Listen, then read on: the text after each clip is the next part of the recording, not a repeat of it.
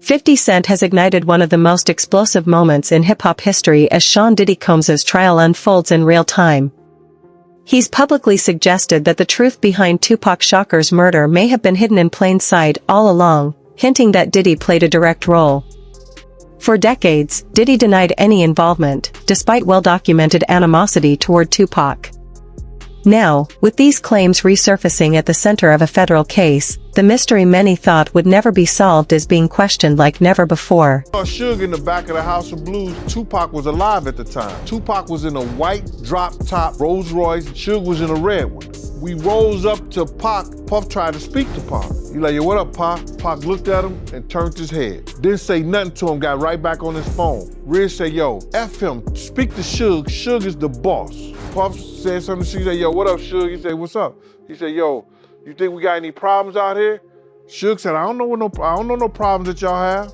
You think we good out here? He said, you should be. Suge just, I don't know any problems you got, bruh.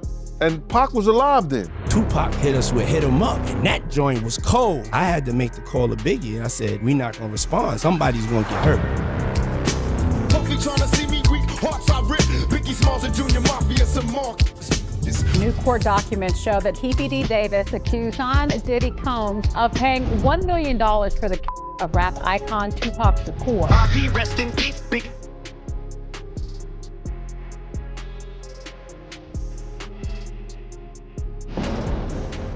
Momentum is building around the possibility of renewed federal scrutiny into the murder of Tupac Shakur, and this week's courtroom testimony only intensified that speculation. Tensions rose when 50 Cent's name surfaced during witness statements. The testimony came from Capricorn Clark, a former close associate of Sean Diddy Combs. Clark began as Diddy's assistant before rising to a senior role at his fashion label, Sean John, where she worked from 2004 to 2018, giving her a front-row seat to years of inner circle activity. In court, Clark alleged that Diddy repeatedly threatened her and even claimed he kidnapped her in 2011. But it was her next revelation, directly involving 50 Cent, that truly electrified the room and shifted the conversation in a dramatic new direction. We came back to some explosive testimony from Capricorn Clark, who is a former employee of Sean Combs. She worked for him on and off from 2004 through 2018, starting as one of his personal assistants and making her way up to head of marketing for Sean John. She said she was working for him, that some of Sean Combs' jewelry from the celebrity jeweler Jacob the Jeweler had gone missing. She said that one of Sean Combs' security guards, Uncle Paulie, picked her up from her home and brought her to a deserted building in New York City. She explained that Sean Combs' security guard, again, Uncle Paulie, would pick her up every day at her home, bring her to this deserted building, would leave. She was locked in, forced to take this lie detector test. She said that she was petrified, and he said that if she did not pass the lie detector test, that they were going to throw her into the East River. She also said that as a personal assistant, she was paid $65,000, and she said that she was sleeping 2 to 4 hours a night, that she was working around the clock, and that she spoke to HR. She said that the HR representative told Sean Combs in front of her, Capricorn Clark is due $80,000 for her overtime over the course of 3 months. She said that Sean Combs ripped up the paperwork from HR and that she was never paid. You guys may remember from last week that the rapper Kid Cudi testified that Sean Combs showed up to his home and wanted to talk to him because he was dating Cassie at the time. Kid Cudi also said that his car was blown up, which he believed to be from Sean Combs. Well, Capricorn Clark was there that day when Sean Combs allegedly broke into his home. Capricorn Clark said that Sean Combs showed up at her home with a gun, kidnapped her, forced her to go into the car with the gun on his lap, and they went to Kid Cudi's house and broke in. That is when Capricorn Clark called Cassie Ventura, who was with Kid Cudi, informed him that he was in his house. So now we're getting not only threats, not only alleged acts of violence with that gun, but also corroboration of Cassie Ventura's testimony and Kid Cudi's testimony. Now, after that incident, Capricorn Clark testified that she spoke to Harv Pierre, who was the head of Bad Boy Records. She told him that Sean Combs kidnapped a gun, broke into Kid Cudi's house, said he wanted to kill Kid Cudi and beat Cassie Ventura all in one day. Then, a few months after, she was actually terminated from that. Before ever working for Sean Diddy Combs, Capricorn Clark had ties to Death Row Records. Yes, that Death Row, the infamous label once run by Suge Knight, Diddy's longtime rival. According to Clark, she knew Suge through a close friend who shared a child with him. When Diddy allegedly learned about that connection, she says his reaction was explosive.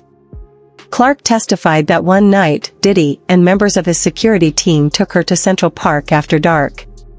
There, she claims, he delivered a chilling message, one that left her shaken and hinted at just how dangerous these behind-the-scenes alliances and rivalries had become. She said actually on the first day of the job, she was taken to Central Park. And you might think, oh, we're going to go to Central Park, it's going to be great. But that's not really how she described her first day on the job. She said she went there with Sean Combs, Diddy, and she also went there with Paul Alford. Now, who is Paul Alford? He's actually the security guard that we've known about for a number of testimony, right? But she's actually talking about Uncle Paulie. And so she said that she was brought to Central Park with them. And then she kind of gets into why they would go to Central Park. And it was essentially to threaten Capricorn Clark. Why? Because she actually used to work with Death Row. And who was the CEO of Death Row? That is Suge Knight, one of Diddy's many arch nemesis. And so she said that she described her previous relationship with Suge Knight as he is actually the father of her best friend's children. So she does not have a personal, like, intimate relationship with Suge Knight necessarily, but she just knows of him and knows him a little bit closer, mainly because of her best friend and that he is the father of her best friend's children. And so when she was taken to Central Park around this time, this being in 2004, she said that Diddy told her her if she had anything to do with Suge Knight. Then there was an objection raised in court. The defense obviously objecting to that statement, but the government continued to ask her about this alleged threat, and she being Capricorn Clark had explained that Diddy was relatively calm while delaying this kind of message to her. She said that during this kind of meetup at Central Park, or during this meeting, that Uncle Paulie said nothing. He was calm as well too. He was a little stoic from her description of it. And she said, as far as the response to the threat goes, she says, well, we'll just have to. But Clark's testimony didn't stop there. She also described a chilling moment at an MTV press event where 50 Cent was present. Afterward, she says she entered an elevator with Sean Diddy Combs and Chris Lighty, who, at the time, was managing both men. According to Clark, Diddy turned to Lighty and said, "I don't like all the back and forth. I like guns." The courtroom reportedly fell silent. When prosecutors asked who the comment was directed at, Clark answered plainly, 50 Cent. That rivalry wasn't new. In 2006, 50 Cent released a diss track implying Diddy had knowledge about the murder of the notorious B.I.G., claims Diddy has long denied. Biggie was killed in 1997, and no arrests were ever made. Around the same era, Tupac Shakur had also been murdered, with the East Coast-West Coast feud at full boil. Years later, industry insider Gene Deal suggested the tension between Diddy and 50 didn't even begin with music, but with personal disputes that spilled into something far bigger. Speaking of the interview that Puffy did with Drink Champs, right? If I'm not mistaken, man, I haven't seen that interview in years, but I remember him making a comment saying that when Suge Knight got on stage and he made the comments about people dancing in the videos, he was actually talking about Jermaine Dupri, not him. Is that true? Suge Knight ain't tell Puff no shit like that, and Puff ain't believe no shit like that, because right after Suge Knight made that statement, what did Puff do? He got on stage, because if a brick hits you, say ouch. He got on stage and spoke on it. You know, another executive come up here speaking on that. I love Dr. J, I love what they doing. I get Death Row, they props in the whole 9 yards. If he thought he was talking about Jermaine Dupri, why the fuck would he spin and say something right then and there? Why would he say something? He knew it was about him. That's why he got on stage and said what he said, bro. Didn't he say that right after what Suge Knight said? He got at the Source Awards and said what he said with Faith up there. Yeah, you right, man. That's a good point, man. After Suge Knight did say what he said on stage, Puffy, he did get on stage and he did address it, so it was all bullshit. Oh, see, everything get changed years later. Everybody wanna write their exit or write their entrance the way they want to write it and not tell the truth. Tell the truth so these young kids can understand so these young kids cannot make the same mistakes that you made. But they're not gonna do that because everybody wanna be bigger than what they are. So you have some people that say that Tupac, he was the one behind the beef between Death Row and Bad Boy. And you got some people that say that, you know, the beef between Death Row and Bad Boy started when Big J got killed. But from your point of view, when did the tension and beef start between Death Row and Bad Boy? All the tension started between Puff and Suge Knight. You understand? All the tension came from Puff and Suge Knight. Suge wanted Puff to have Big them do a show. Puff wanted to get paid for Big doing the show. But Suge did a whole lot of shit, free shit for Puff at one time. Because when Puff used to come out to California, before he could afford security, before he could afford it, Suge used to look out for the cat. You understand what I'm saying? So now it became they bullshit. Then when Suge bought Misa out there, you understand? When Suge bought Misa out there and talk about what the East Coast won't take care of, the West Coast will, then Jake, you know, Jake being killed by Jason, you understand? And they making that bull up like Bad Boy has something to do with it. All that was over. Fast forward to today, and 50 Cent is still taking shots at Sean Diddy Combs every chance he gets. When Dwayne Keefe D. Davis was arrested last year in connection with the murder of Tupac Shakur, 50 immediately went online, hinting that Diddy could be involved. Referring to him sarcastically as Brother Love, he joked, "Time to lawyer up. It might get sticky." Diddy has denied everything. In a 2018 interview, he dismissed any feud, even claiming that 50 loves him. But 50 clearly doesn't see it that way. Anytime trouble surrounds Diddy, 50 is right there on Instagram, turning it into spectacle. When Diddy's homes were raided earlier this year, 50 posted, "Now it's not," followed by, "Did Diddy do it? It's Diddy done," casually promoting his own brand in the same breath. As Diddy's name resurfaced in court this week, 50 went full troll mode, posting edited photos of himself with captions like, "Wait a minute. Puffy's got a gun. I don't feel safe," and later, "Itty bitty Diddy wants me dead. I'm gonna lay low, maybe at the playoff game tonight." And he actually did, showing up at a New York Knicks game wearing a free Diddy shirt, classic 50. He's mocked Diddy for years, but now, with Diddy facing serious allegations and mounting legal pressure, 50 isn't backing off. If anything, he's turning the volume all the way up. Speaking of, in particular, Netflix docuseries that you've been working on, Diddy Do It. Right. You've been saying for years that you feel you knew Diddy's character. Right. Yet you said you weren't a part of that lifestyle, you weren't going to the parties. So what makes you so absolutely sure that these kinds of allegations that we've seen against him are true? Well, I'm surprised by the allegations, as surprised as everyone else is. Like, I didn't make the allegations, I didn't tell people to say these things. It comes out, I see it in the news like everyone else, but I did feel uncomfortable with the way you would present the idea of going to these projects. To come party with me. Yeah. And then that swayed me away from it, just that alone. So you didn't realize as much stuff was coming. Like, when I seen today, it was allegations of 3 men that said he drugged them, and it's a long time, to be honest with you. Like, when people don't remember being violated for 20 years, it makes me feel a little hard. What are your thoughts on the allegations against Jay-Z? That was interesting.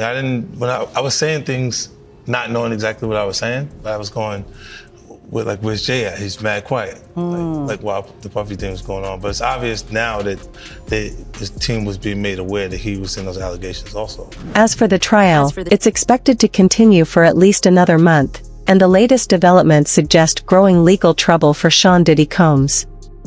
This week, a woman identified in court as Jane took the stand and testified about a violent altercation she claims she had with Diddy, describing the incident in stark detail for the jury. Her testimony followed renewed attention on previously released surveillance footage that allegedly shows Diddy assaulting his former partner, Cassie, at a property linked to Combs. Together, these moments have intensified scrutiny inside the courtroom, painting a damaging picture as prosecutors continue building their case. At Combs's Miami home in May 2024, when the Cassie video first aired on CNN, and she said Combs even showed her a draft of the statement that he was going to post to Instagram, apologizing for it. And the jury heard her say that she didn't think he was being genuine. When she later heard and saw that Instagram post, the defense objected. The judge instructed the jury to disregard that testimony. The other interesting thing, Eva, that Jane said on the witness stand is that Sean Combs is still not only just paying her rent, but also paying her legal bills. And his defense attorneys were the ones to whom she first disclosed that Sean Combs got violent with her in June 2024. Okay, Cassie Ventura Combs' was not in court today, but her civil suit against Diddy came up today. Why was that? Jane said she nearly fainted, and she said, in fact, maybe I did faint, because it was like reading her own story, as she put it, her own sexual trauma. And she said she confronted Sean Combs about it, and he told her that that was the only time in his relationship with Cassie Ventura when there had been violence. She testified that roughly a month after the video became public, she and Sean Diddy Combs were involved in another physical confrontation, this time at her Los Angeles home, a residence she claimed he financially supported.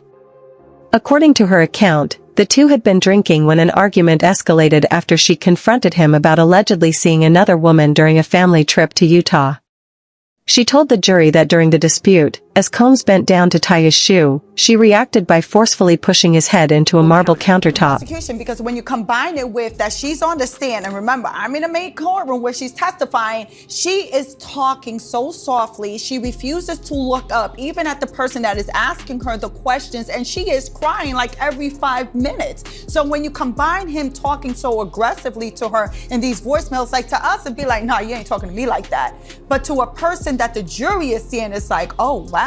Yeah, but they also heard that she started physical fights, smashed his head into a marble counter, punched him, threw wax and hot oil at him. But they heard that as well, so she's capable of that as well. And here's a guy saying, you saw me on social media with another woman. Let's not get crazy about this. I'm single. I can do what I want, but I'm telling you the truth. Again, that doesn't sound criminal. I think that rings truer in people's ear as something they've heard before of a trifling man. But also, they're not looking at that testimony singularly. They're looking at the entire case. They're looking at the Cassie video, so they're listening to everything. Perhaps the most shocking moment came when the courtroom played audio recordings of Sean Diddy Combs, clips so incriminating that they left the jury visibly stunned, painting a damning picture of his behavior. He would hold this over her head and say that he was going to take that away from her if she didn't want to participate. During Jane's testimony today, they brought up that Diddy left a voicemail on Jane's phone, and he referred to these freak-offs in her eyes as a job. Now, they have released the voicemail that Diddy left her to the public.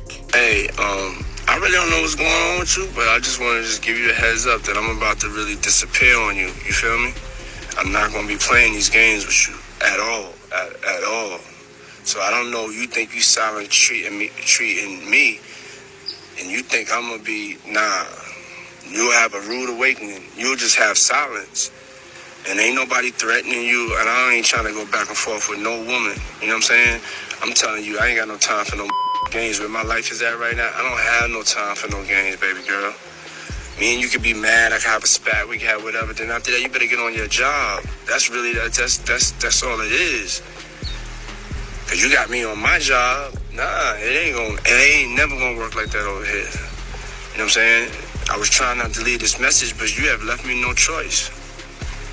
So either you go in the direction of like moving on and like that, or you like just like have me just keep moving.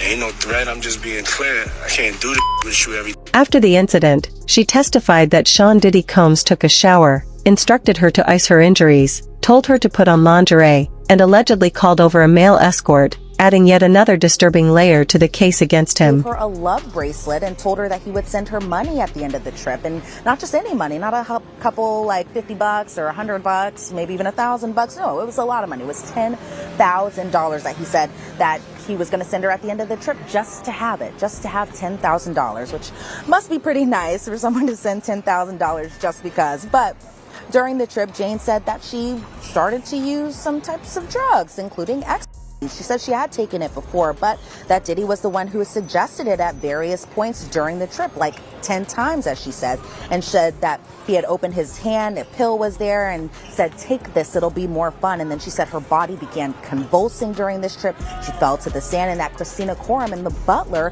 had to put her in a lukewarm shower. And then she said every other day that while on this trip that they would take this ecstasy pill, I should say. And so it seemed like that was kind of the start of the relationship. One, drugs, but also a lot of money kind of being thrown at her just right at the beginning. But according to Jane, she was just head over heels during this. So I don't hear trafficking yet. I don't hear that force, fraud, coercion. However, starts talking about, giving drugs when having sex, other people, his associates taking care of her. You're starting to see the flavors of then maybe things of value being given in exchange for sex acts. Why do I say that? Because then she talks about a change. She talks about a change in their sex life, right? Yeah, she did. And she really started getting pretty emotional at this point, where you could hear her voice kind of shaking, as well as she started crying while she was on the witness stand. And this change in their relationship happened in May of 2021. And that was when Diddy started talking about fantasies at this point. Jane had said, he wanted me to talk about other men. Do you like what you see? Pretend it's here. And this is while the two were watching pornography together. She had explained that Diddy was the one who initiated the fantasy talks, and that around this time, Jane had been awake for 24 hours. She was doing drugs like ecstasy and... Sean Diddy Combs' legal team has now requested a mistrial for the third time. Over the weekend, they filed a motion with Judge Arun Subramanian, claiming that witness Brianna Bongolan gave false testimony. Bongolan had alleged that Diddy held her over a balcony at Cassie's apartment back in 2016. Diddy's attorneys argue that both Bongolan and Cassie provided misleading statements, which the government then used to admit evidence that should never have been allowed, further complicating the trial. Sean Diddy Combs' team is once again asking a judge to declare a mistrial in his and racketeering case. Defense attorneys claim prosecutors presented false evidence alleging Combs dangled a woman from a balcony in Los Angeles in 2016, saying that they can prove he was in New York City at the time. Let's bring in ABC News legal contributor Bernardo Villalona to break this all down. Thanks so much for being with us. Diddy's team claims that the woman committed perjury on the witness stand, and that's why they were asking for a mistrial. What do you make of this move?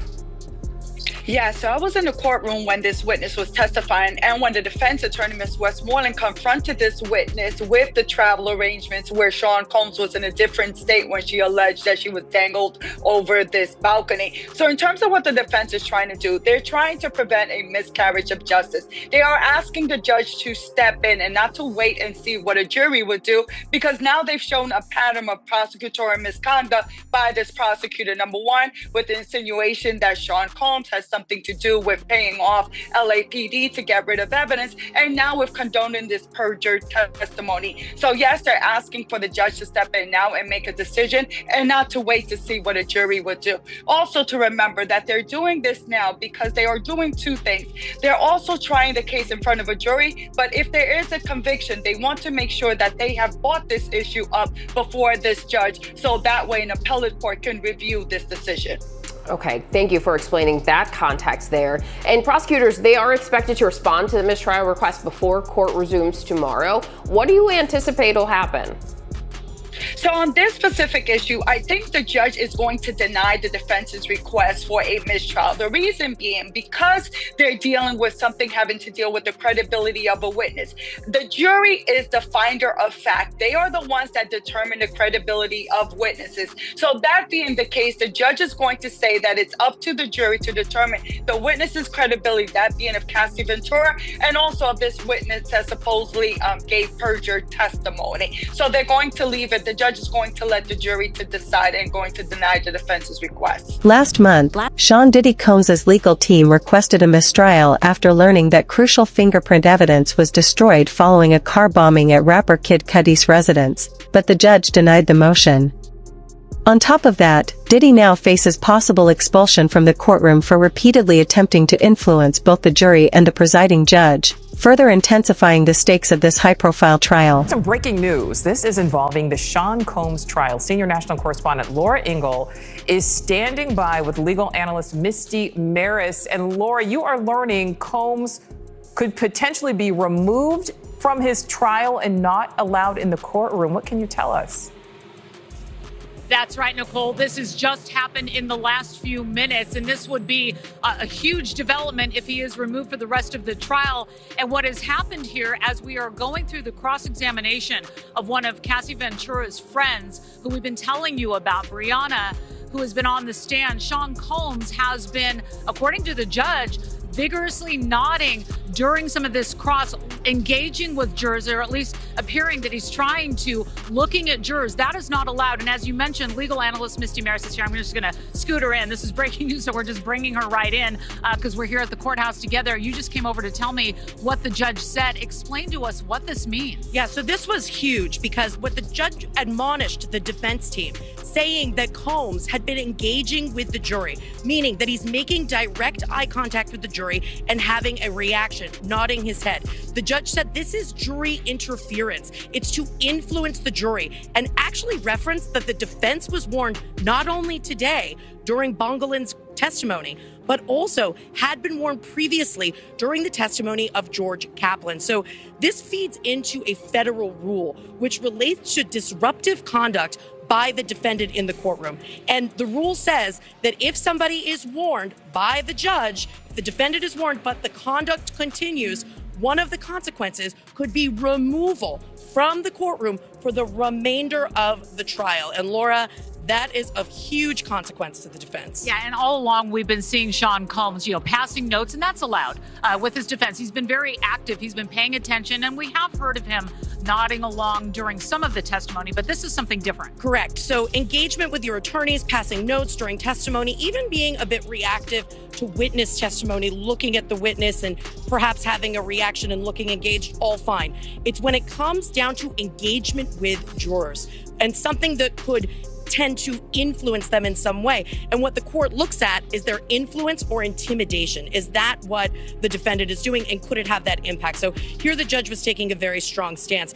And keep in mind, from the defense perspective, that would be the most severe consequence, removal from the courtroom, because every defendant has the right to face their accusers. Gene Deal warns that there's far more happening beneath the surface than anyone realizes, suggesting that Diddy may be orchestrating something calculated and potentially sinister right inside the courtroom. His mind is gone, bruh. You know what I'm saying? I've seen him say stuff to the judge. I want to go to break now. And the judge said, okay, we'll break. And I'm looking like, damn. So this time, but the judge, he took that upon himself, but he didn't take it lightly when he went at the jury. Diddy looked at the jury in a way and just started nodding his head, like when a certain person was giving their testimony. So when he was doing that, the judge immediately stopped because it seemed like he was trying to either antagonize or he was trying to throw some kind of sign or say something to the jury that the judge wasn't even going for, bruh. The judge stopped him right there.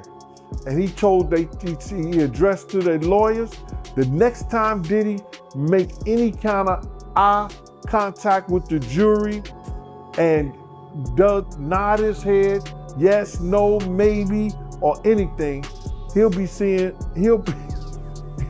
about the trial from his jail cell, because he will not be allowed back in court. The judge said next time. So he probably let Diddy get away with it to see how far he was going to do it. But then he said, nah, we're not having this. Because you got to realize the jury is not sequestered. They go home every day. And he's known for tampering with witnesses. If you go through the trial right today, you see how he was trying to tamper with some of the people by having security, D-Rock, and other people talk to them. They are saying that in their testimony. So the judge is very aware of the fact by hearing the testimony of some of the witnesses that he was trying to tamper with the investigation. So now they also know the history with his other cases that were state. And I was there, and I know for a fact they was about to pay off a girl that was on the witness stand on that Shine thing. So my whole thing about it is that they are aware that he's capable of trying to get to people in the witness, whether it's a witness or whether it's a juror. Do you think Diddy can weather these explosive revelations in court, or is his empire about to crumble? Drop your thoughts in the comments below.